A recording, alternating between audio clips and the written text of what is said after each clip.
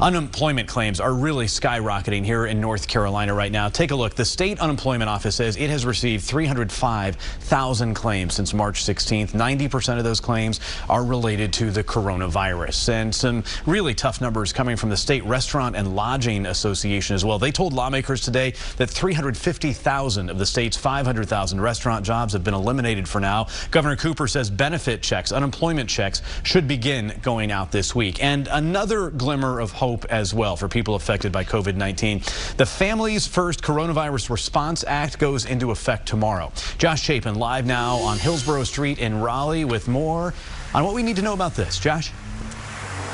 Yeah, Steve, this law is so new that so many small business owners we spoke to here on Hillsborough Street throughout Wake County hadn't even heard of it. It is a bit of good news for employees, but a bit of concern for employers. As you mentioned, it's called the Families First Coronavirus Response Act, the FFCRA,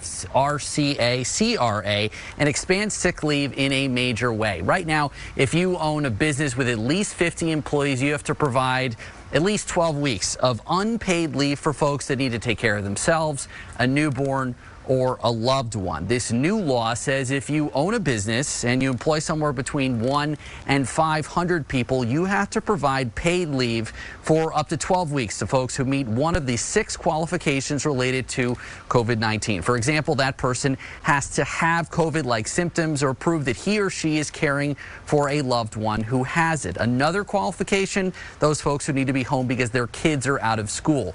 We spoke with an employment lawyer tonight. She's weighing in on her concerns.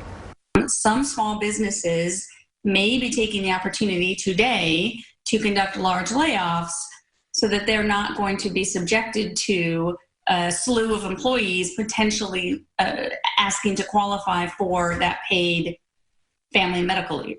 And so while the small businesses will get a tax credit with respect to this paid leave, that's not going to help them much if they don't have any revenue.